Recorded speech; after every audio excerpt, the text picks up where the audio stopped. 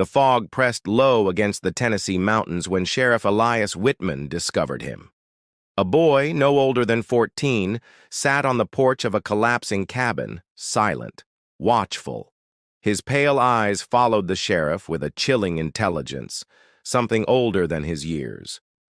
Locals had whispered of the Corps men for generations, but nothing had prepared Whitman for this. The boy was the last of his bloodline, born from a lineage that twisted back on itself, generation after generation, until fathers became sons, and brothers became both fathers and uncles. It was a tree without branches, only coils, devouring itself like a serpent. And the secret behind that cabin door would become the darkest story the Hollows had ever hidden. Before we step into this unsettling tale, take a moment to like, subscribe, and share. It helps us bring you more forgotten histories. And tell us in the comments, where are you watching from tonight? The fog settled heavy across the Tennessee Hollows that morning, wrapping the trees like a burial shroud. Sheriff Elias Whitman guided his horse along a narrowing trail until he glimpsed a sagging cabin nearly swallowed by wilderness. On the porch sat a boy, thin, pale, no more than 14, perhaps 15. His stillness was unnatural, his posture too composed. His cold eyes tracked Whitman's approach with an awareness beyond ordinary youth. The sheriff dismounted slowly, boots crunching against frost. Something about those eyes made his skin prickle. They weren't frightened, nor curious. They were calculating, watchful, carrying secrets no boy should bear. The locals had whispered of the Corps men for generations. Tales passed in hushed tones at taverns spoke of unnatural sons, endless brothers, and lineages without outsiders. Men who lived and died without leaving the Hollow's shadow. Whitman had dismissed the gossip as mountain superstition, until now. The boy's presence was undeniable proof of something twisted in that bloodline. He seemed less a child than an echo of every Corps before him. The sheriff tipped his hat, clearing his throat. "Morning, son." His voice barely disturbed the silence. The boy answered nothing, only tilting his head slightly, like an owl considering prey. His lips held the faintest smile. That smile chilled Whitman deeper than winter air. It wasn't a child's smile. It was aged, knowing. He had seen hardened miners smile that way when hiding truths too dark to reveal. The cabin behind him sagged as though burdened with history. Its timbers leaned inward, heavy with decades of smoke and secrets. Whitman sensed the place itself breathing, waiting for him to step closer. Still the boy said nothing. He dipped a spoon into a bowl of milk, eating as calmly as if this was his father's table and Whitman was the intruder. His composure unsettled the sheriff. "You got brothers here?" Whitman asked cautiously. The boy's pale eyes gleamed. "All my brothers are here," he whispered. His tone carried layers, voices stacked like shadows. Whitman swore it wasn't one voice speaking, but many. The sheriff's hand twitched near his revolver, not from threat but instinct. He felt as though he stood at a doorway into time itself, every Corps brother and father folded into this boy's frame. Beyond the cabin lay silence, deeper than night. No birds called, no axes struck wood. It was as if the Hollow itself had paused to watch this encounter. Whitman felt suddenly, dangerously alone. The boy set down his spoon and met Whitman's gaze directly. "They all live in me now," he murmured, too calm. Fathers, brothers, uncles, grandfathers, all waiting, all watching. A chill scraped Whitman's spine. He realized this boy wasn't merely the last of his line, he was the vessel of it. Generations of Corps men compressed into flesh too young to bear such weight. The sheriff forced himself forward, boots on rotting planks. Each step groaned beneath him, the sound echoing too long, like a warning. He reached for the cabin door, its handle icy as stone. The boy rose, his pale eyes never left Whitman's face. "You don't want to open that door," he said softly, voice resonant with unspoken years. The house remembers. It never lets men leave. For a moment, Whitman saw him flicker. Boy, man, elder, child, all at once, overlapping like shifting lantern light. The sheriff blinked, but the image clung to his mind, carved there like smoke across glass. The sheriff steadied himself, heart pounding. He knew then that this was no simple duty. Whatever lay within the core cabin, whatever truth shaped this boy, would mark him forever. And still, he reached. In 1847, Josiah Core led his sons and brothers westward, leaving behind a past no record dared preserve. They carried tools, rifles, and silence. What they sought was not land, but escape. The men crossed ridges few settlers braved, reaching a valley so deep the sun barely touched it. The Cherokee avoided it, calling it the place where the sky forgot to return. Josiah declared it theirs. His voice echoed against cliffs, swallowed by stone. With axes and fire, the brothers raised cabins, carving lives from rock and timber. No outsiders followed. None were invited. The first winter was brutal. 2 brothers froze before spring. Another, Isaac, broke beneath a falling tree. The surviving men buried them beneath cairns of coal, vowing no stranger would ever touch their bones. Josiah, widowed long before the journey, relied only on his sons and nephews. With no wives to join them, the hollow became a closed circle, sealed by circumstance and deliberate choice. Neighbors beyond the ridge rarely saw them. When traders passed, the core men bartered coal, furs, or timber, then vanished again. Rumors began almost immediately. Men who never mingled, who kept strictly to themselves. By 1860, the census listed only male names within the hollow. Inspectors scribbled notes, but asked few questions. Coal meant money, and money made officials look elsewhere. The core men learned silence bought survival. The Civil War raged through Tennessee, but Core Hollow remained untouched. Soldiers whispered of eerie watchers in the woods, pale-eyed men who tracked their movements. No battalion marched into that valley twice. After the war, the surviving Core brothers and sons deepened their isolation. They split the land among themselves but never split their lineage. Brothers took brothers as companions. Fathers claimed sons as heirs. Their family tree bent inward, folding until branches looped back into trunks. Records showed births without mothers, only fathers signing both spaces. Inspectors dismissed errors, but the pattern thickened with every generation. Coal veins beneath the land proved rich. The core men minded themselves, hauling wagon loads to markets. Buyers never asked questions about strange boys who labored silently, their faces older than their years. One doctor, Marcus Finch, recorded a single visit in 1909. Called to deliver a boy, he left shaken. The father and grandfather were the same man. He never returned, swearing the hollow unnatural. By the 1920s, documents revealed grotesque patterns. Marriage certificates bound uncles to nephews, fathers to sons, brothers to brothers. Outsiders should have intervened, but none dared cross Core Hollow without an invitation. Stories spread in nearby towns. Boys born in the hollow spoke of events decades past, claiming memories belonging to dead forefathers. A grandson spoke as his grandfather. A son remembered his father's birth. Travelers reported seeing the same faces across decades, unchanged, unmoving. A boy glimpsed in 1890 appeared again in 1920, identical, wearing the same clothes, carrying the same expression. Outsiders turned away in fear. Coal shipments continued, buying silence. Officials ignored inconsistencies. The core men withdrew further, constructing larger cabins, sealing themselves in. Generations collapsed inward, bloodlines compressing until beginnings and endings blurred beyond recognition. By 1930, roads pushed closer, government men asked questions, and the outside world loomed. Yet Core Hollow resisted, its sons and fathers bound together in a circle no outsider could ever untangle.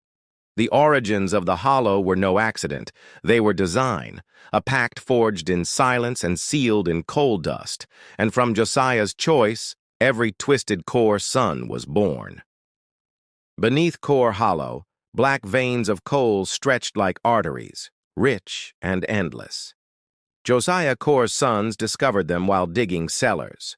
The dark stone gleamed, promising wealth, but also sealing their bloodline's fate. The Core men mined with bare hands, picks, and sweat. Wagons hauled coal through winding mountain trails.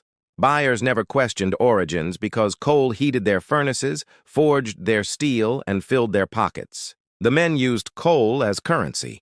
When officials questioned missing birth records, wagon loads of coal soothed curiosity. Inspectors signed papers without checking details, content to let the Core men remain undisturbed. Coal silenced gossip, too. Tavern owners who muttered about strange boys working mines found heavy sacks of ore on their doorsteps. Soon, nobody questioned why the Core men lived without wives. Neighbors occasionally saw pale-eyed boys driving wagons into town. They spoke little, paid in ancient coins or black stone. When asked about brothers or fathers, they gave the same answer. All my fathers are here. By 1880, coal profits ensured the hollow's secrecy. County officials accepted Core signatures without review. Even church elders looked away, unwilling to risk losing the steady supply of fuel for their congregations. Sheriff after sheriff received subtle bribes, coal for heating their homes. Each winter, wagons delivered gifts from the Core men. With warm hearths, no lawman rode into the hollow to check on them. The pact deepened over decades. The outside world knew of the Core mines, but little else. Boys appeared, grew, vanished. Records bent, but coal smoothed every wrinkle. Silence was bought with black rock. Stories grew darker.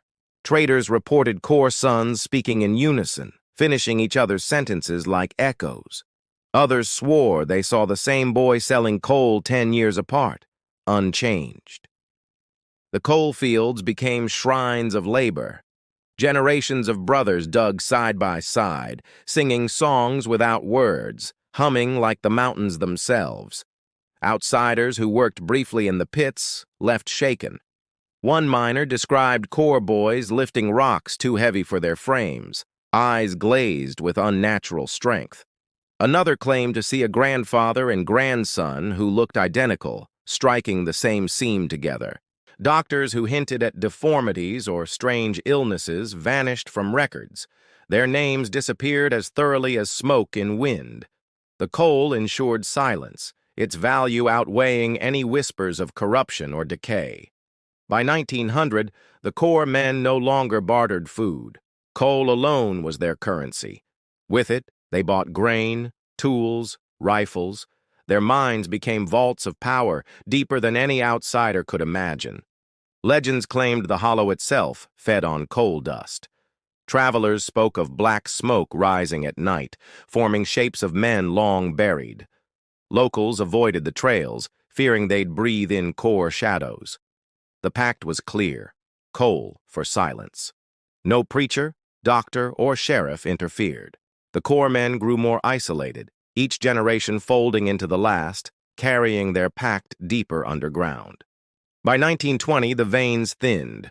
Coal shipments slowed. Officials began asking harder questions. But the Core men remained defiant, insisting their pact still held, their hollow still sovereign, their bloodline untouchable. The coal that once protected them had also cursed them.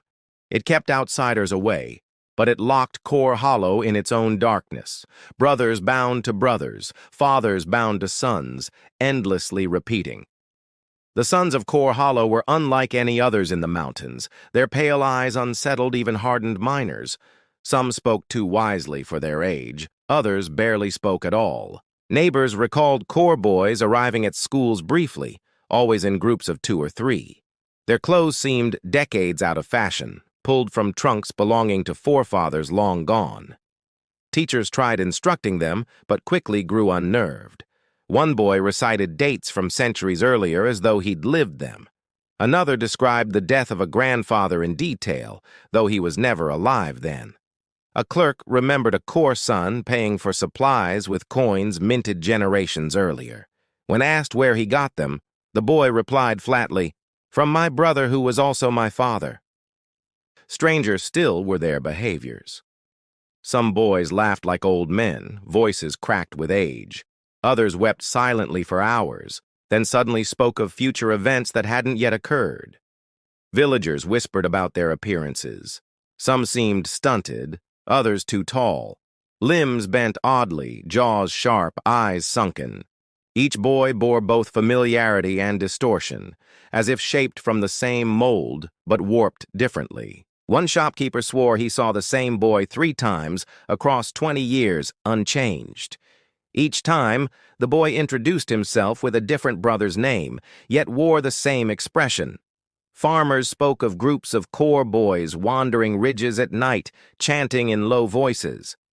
Some carried lanterns, others walked empty-handed, but their shadows always seemed too numerous, spilling across the ground unnaturally. Doctors noted patterns without daring to investigate. One described a boy who alternated between infantile cries and speeches resembling scripture.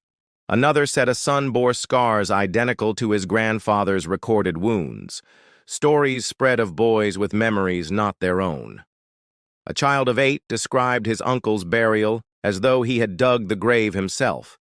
Others spoke of hunting trips decades before their births.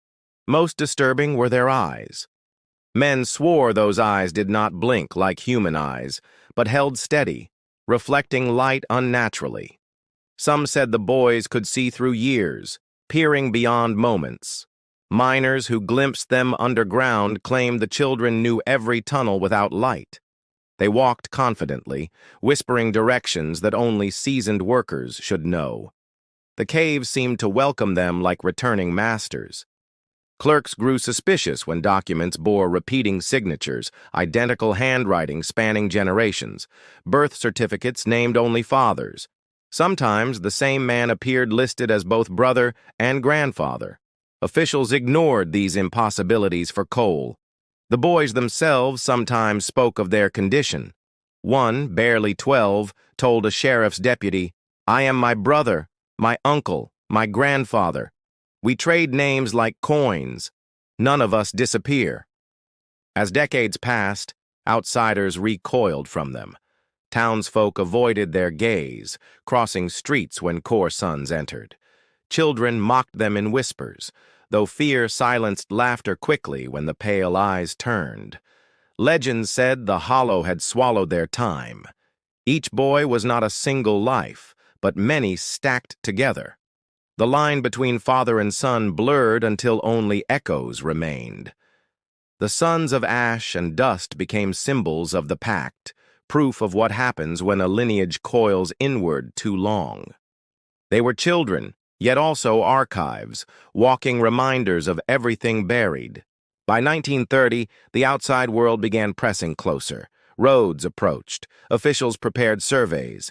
But every time Corps boys appeared, the land seemed to whisper, "Keep away." Their presence alone defended the hollow. Census records from Tennessee revealed strange inconsistencies. Inspectors in 1870 listed 12 Corps men within one household. Birth dates overlapped impossibly, with the same man appearing as both father and son in different entries. By 1880, county ledgers contained signatures repeating across decades. Identical handwriting marked generations of Corps boys. Officials dismissed suspicions, claiming the family simply reused names. But anyone who looked closer sensed something wrong. Death certificates provided little clarity. Many were signed by nearest male kin, though names repeated endlessly. One document listed a man as deceased and, simultaneously, as the certifying brother. No doctor confirmed these deaths. Coal records proved equally disturbing. Buyers noted deliveries spanning decades from boys who never aged. One merchant claimed the same pale-eyed son delivered coal to his father, then to him, unchanged across 40 years. A journal found in 1987 from Dr. Marcus Finch confirmed suspicions. He described visiting the hollow in 1909 to deliver a boy whose father and grandfather were one man. Finch left swearing never to return. Ledgers revealed land inheritance twisted upon itself. Properties passed from father to son, then immediately back again, recorded within the same year. Paperwork suggested the same core man both inherited and bequeathed simultaneously. Marriage records, when they existed, were grotesque. Entries showed brothers joined with brothers, fathers bound to sons, uncles wed to nephews. Clerks allowed it, soothed by coal payments, unwilling to challenge the signatures. Photographs preserved in archives deepened the unease. Images from 1890, 1910, and 1930 revealed identical boys. Historians debated whether brothers simply resembled each other, but the clothes, stances, and eyes matched too perfectly. One photograph from 1902, labeled Isaac Core, age 12, reappeared in 1928, labeled Jonas Core, age 12. The handwriting differed, but the boy in both photographs was exactly the same. Courthouse clerks whispered of documents that altered overnight. Birth years shifted, ink darkened, paper grew fresh. Some swore files aged decades, then restored themselves. Others said new names appeared in margins without explanation. Coal inspectors once reported seeing records written in two inks at once, as though a boy's hand had begun a signature while his grandfather's hand completed it. The result was seamless, eerie, undeniable. A county clerk named Thomas Ashford testified in 1931 that a core man dictated names, dates, and events yet to come. He claimed the boy spoke of brothers not yet born but already remembered. Ashford's report vanished from archives within a week. His death in a mining accident followed months later, though he had never worked mines. Locals believed the core pact reached even into county offices. The state attempted investigations during the 1920s, but records always shifted. Inspectors left with ledgers that no longer matched reality. Births and deaths rearranged themselves, ensuring no official could trace the lineage accurately. Ministers who kept baptism lists recorded the same boys multiple times under different names. Some entries included notes like, "spoke as his grandfather," or "already knew scripture before lessons." These records quietly disappeared. When government men returned in 1930 to survey for roads, they reported impossible genealogies. One surveyor swore he saw documents listing a single core man as his own ancestor across 3 generations. The testimony of records revealed more than oral legends ever could. On paper, the core men were proof of a lineage collapsing inward, written evidence of lives folded upon themselves like coal seams. What the records proved most clearly was this: the core hollow defied time. Names repeated, documents shifted, and sons became fathers on parchment just as they did in flesh. The paper never lied. By 1931, whispers in nearby towns spoke of one final core boy. He was called Lauret, though some insisted he bore many names, each belonging to his fathers and brothers before him. Sheriff Elias Whitman first encountered Lauret on the sagging porch of the core cabin. Thin, pale, and watchful, he carried the gaze of centuries. His eyes unsettled even hardened lawmen who accompanied Whitman. Lauret's presence seemed older than his years. When asked his age, he answered, "I am 12, 20, 50, and 100. His words echoed with voices not his own, overlapping like many throats speaking. County clerks discovered troubling paperwork. Lauret's birth certificate bore his grandfather's signature listed also as father. No mother's name appeared, only the repeated line, "Son of Core." Inspectors recoiled, but coal payments ended questions. Lauret rarely left the hollow. When he appeared in town, he unsettled shopkeepers by speaking in exact voices of their dead fathers. Some men swore he described their burials in chilling detail. Stranger still, Lauret displayed shifting ages. One day, He played marbles with young boys, his face innocent. The next, he lectured elders about wars fought before his birth, his voice seasoned with age. Dr. Helena Voss later documented interviews with Lorette. She wrote that he aged and unaged before her eyes, one moment childlike, the next ancient, speaking of events from decades prior with first-hand knowledge. Lorette described injuries long buried in his line. He showed a scar on his shoulder where his grandfather once carried musket shot. X-rays revealed nothing, yet the boy insisted, "I still carry his wound." Witnesses claimed Lorette often spoke as different men. At times, his voice deepened, adopting mannerisms of an uncle. Other times, he laughed like an old grandfather, complete with coughs and pauses between words. When fostered with Nashville families, Lorette terrified his hosts. He answered to their dead relatives' names, spoke in their voices, and stared at mirrors for hours, conversing with reflections that moved differently from him. One father reported Lorette predicted his death in precise detail. Days later, the man fell exactly as foretold. Terrified, the family begged officials to remove the boy. Similar patterns repeated with every placement. Lorette eventually entered the Tennessee State Hospital. Records there described impossible phenomena.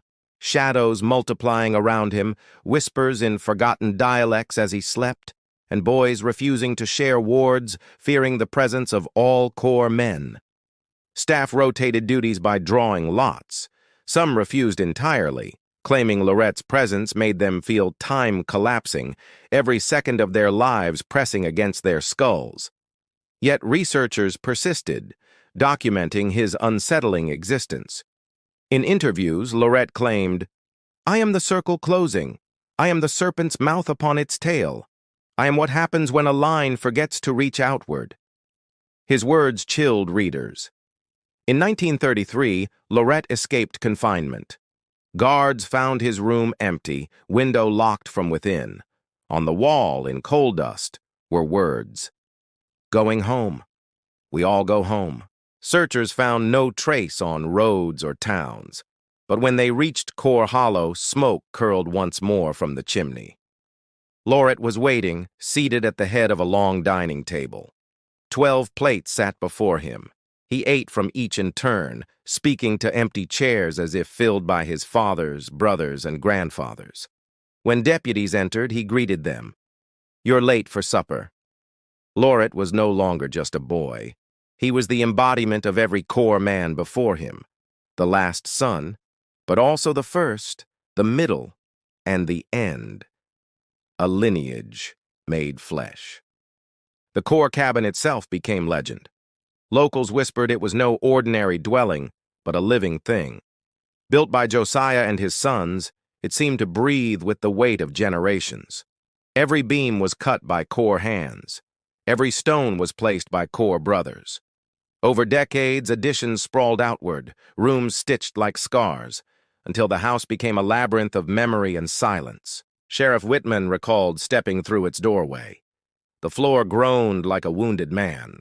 Doors slammed without wind. Shadows lengthened unnaturally, as if unseen brothers still walked hallways carved by ancestors long dead. Inside, photographs covered walls. All showed the same pale-eyed boys appearing across decades in identical poses. Some bore handwritten notes. "My son, my brother, my father." The faces were indistinguishable. At the dining table, 12 places were always set. Even when food rotted, bowls and plates remained waiting. Deputies swore they heard footsteps taking seats, though no bodies filled the chairs. The upstairs rooms carried beds neatly arranged, clothes folded carefully. Yet every garment fit the same frame. No distinction existed between brothers or fathers. It was as though one man lived many times. In the cellar, coal dust lined the walls like black paint. Lanterns flickered as though starved of air. Deputies described hearing chants echoing below, though no one spoke. The house amplified unseen voices. One room held only cribs, dozens lined neatly. All were empty except one. Inside lay a doll crafted from men's hair, woven black, gray, and white strands belonging to generations of Core fathers. Lorette called the doll his brother, his father, his grandfather, and himself. Deputies recoiled, yet the boy spoke tenderly, as though the woven relic contained every Core man compressed into strands. Father Miguel Santos, accompanying Wittmann, claimed the house resisted entry. Floorboards collapsed beneath him, doors slammed against deputies, and windows rattled as though rejecting intruders. He declared, "The hollow breathes through this house." Some accounts described Lorette multiplying within its walls. Deputies reported seeing him as a boy by the window, a man at the table, and an elder near the fire, all simultaneously real. The structure itself seemed alive. Walls groaned like ribs under pressure. Ceilings leaked coal dust instead of water. Deputies swore their shadows warped, elongating unnaturally, sometimes branching into forms resembling Core men long dead. One marshal described whispers in forgotten tongues drifting through the house at night. He heard his own father's voice calling his name, though his father had been buried years earlier across the county. The sheriff's official report noted the property resisted condemnation. Each attempt to demolish it failed. Tools broke, fires extinguished themselves, workers fled. It was as if the house fed on attempts to erase it. Locals avoided the hollow entirely after these events. Some swore they saw candlelight flickering in windows long after the compound was declared abandoned. Others claimed to hear hammering as though construction never ceased. Lorette himself declared, "The house remembers. It has been feeding on us. It holds every father, every brother, every uncle." Deputies recorded his words, but later burned their notes, too shaken to keep them. In the end, the state condemned Core Hollow, yet the house endured. Its presence became legend, known not as a ruin but as a vessel, a dwelling that fed upon the men who built it. After Lorette vanished from institutions, sightings multiplied. A night orderly swore he saw him standing at a window speaking to someone outside. When the room was checked, only photographs of Core men remained. Those photographs bore identical eyes, cold, pale, unblinking. Handwriting on the back shifted between styles, scrawling messages like, "We are never gone. We are always going home." Investigators recoiled from the evidence. 3 days later, Core Hollow burned. Flames roared so hot they melted nails, yet not a single surrounding tree caught fire. In the ashes, hundreds of bones were discovered, far more than the house should contain. Locals insisted every bone belonged to the same line, sons, fathers, uncles, grandfathers, endlessly repeated. A lineage looped upon itself until the fire consumed what paper, stone, and silence could not erase. Some swore Lorette perished in that blaze. Others claimed he escaped, carrying his entire line within him like a living archive. His presence, they believed, lingered wherever pale eyes appeared unexpectedly. Hospitals across Appalachia reported strange visitors, boys seeking treatment for wounds centuries old, men recalling battles fought before their time. Doctors dismissed them as imposters, yet their details matched historical accounts too perfectly. Coal miners whispered of pale-eyed workers appearing briefly, helping strike veins before vanishing. They left behind tools aged with decades of use, though no one had ever seen them before. Hikers near the hollow claimed to glimpse boys watching from tree lines. Their stares carried hunger, longing, and recognition. Some said they heard voices calling names of dead grandfathers, echoing through the forest. Fathers raising sons nearby warned their boys never to wander alone. They feared Core shadows would claim them, folding outsiders into a bloodline that had already devoured itself from within. Official records grew stranger. Files related to Lorette aged overnight, ink fading, then restoring. Birth dates shifted, names altered, entire pages rearranged themselves. Archivists called it the Core Curse, refusing to handle documents again. Sheriff Wittmann himself retired haunted. He admitted privately that he saw Lorette multiply, boy, man, elder, all present at once. It was like time itself broke, he confided. He died still muttering about those eyes. Church records spoke of boys arriving at services, reciting psalms without instruction. They carried the voices of forefathers, layered like choirs. Congregations fled, convinced Core Hollow's legacy had spread beyond its boundaries. Coal continued surfacing unexpectedly. Black dust appeared in courthouses, schools, even hospitals. Men whispered that the hollow itself still breathed, exhaling reminders of a pact sealed by coal and blood generations earlier. Travelers recorded voices in winds through the valley. Some heard brothers laughing, others grandfathers arguing. Always the voices overlapped, never belonging to a single throat. Outsiders left quickly, unwilling to hear more. Folklorists later wrote that the core legacy was a warning. Bloodlines must branch outward, or they consume themselves. The hollow proved what happens when men close ranks too tightly, looping endlessly inward. Yet legends persist that Lorette still walks. Some swear he appears in towns at night, pale-eyed, asking strangers if they remember him. To meet that gaze, they say, is to carry his memory forever. The hollow stands empty now, trees reclaiming the soil. But echoes remain, in records, in whispers, in sightings of boys who should not exist. The core bloodline never ended. It simply folded into time itself.